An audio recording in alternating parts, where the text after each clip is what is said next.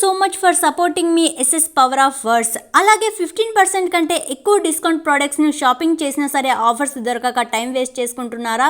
అయితే వెంటనే మన టెలిగ్రామ్ ఛానల్ను జాయిన్ అవ్వండి. బెస్ట్ డిస్కౌంట్ ఆన్ ప్రోడక్ట్స్ను మన టెలిగ్రామ్ ఛానల్లో పోస్ట్ చేశాను. టెలిగ్రామ్ ఛానల్ లింక్ డిస్క్రిప్షన్ మరియు కమెంట్లో పిన్ చేస్తాను. మంచి డిస్కౌంట్ ఆఫర్స్ను మిస్ అవ్వకండి. వెంటనే జాయిన్ అవ్వండి. మరి అందరితో అందుబాటులో ఉండకు, అలుసైపోతావు. ఎవరితో ఎంతవరకు ఉండాలో అంతవరకే ఉండాలి. అర్హత లేని వారికి అతిగా చనువు ఇవ్వడం ఆత్మాభిమానానికి హానికరం. ఎవరికైతే వస్తువులపై ప్రీతి, డబ్బుపై ప్రేమ ఉంటుందో వారు బంధుత్వాన్ని ఎక్కువ కాలం నిలుపుకోలేరు.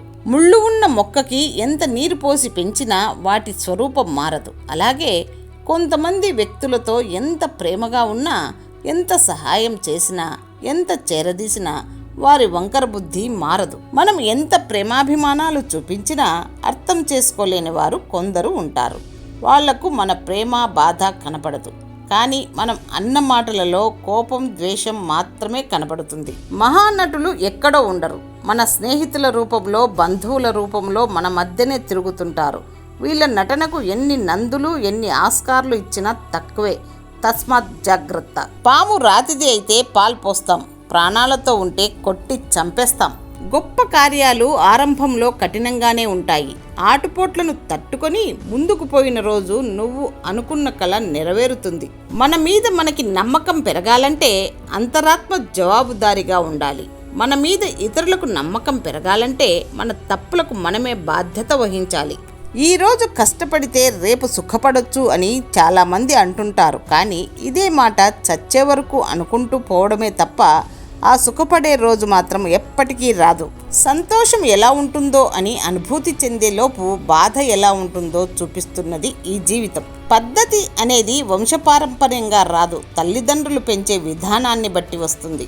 తెలివి తక్కువ వాడితో వాదించడం, చెంప మీద వాలిన దోమను చంపేందుకు ప్రయత్నించడం లాంటిది. దోమ చస్తుందో చావదో తెలియదు, కానీ మన చేత్తో మన చెంపను వాయించుకోవడం మాత్రం ఖాయం.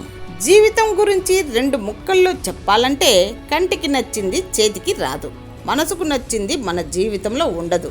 జారిపడే కన్నీటి చుక్క బరువుగా ఉండకపోవచ్చు, కానీ దానిలో ఉన్న బాధలో భావాలు మాత్రం చాలా బరువైనవి. యోగ్యత లేని పొగడ్తల కన్నా నింద మంచిది.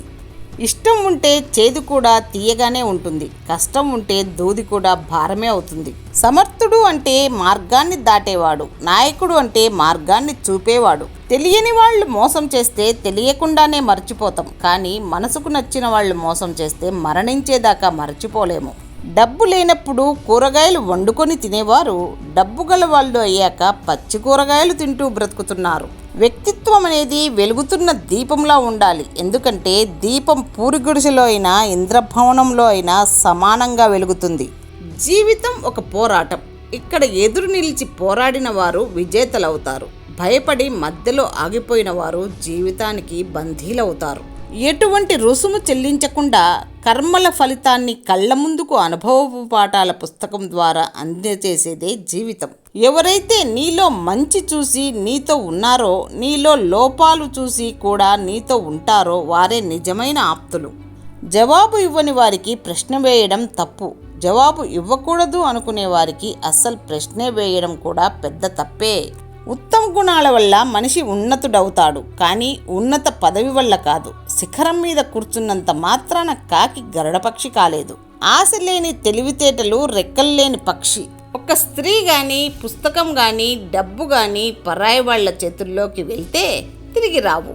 ఒకవేళ తిరిగి వచ్చినా స్త్రీ చెడిపోయి వస్తుంది, పుస్తకం చినిగిపోయి వస్తుంది, డబ్బు విడతలుగా వస్తుంది.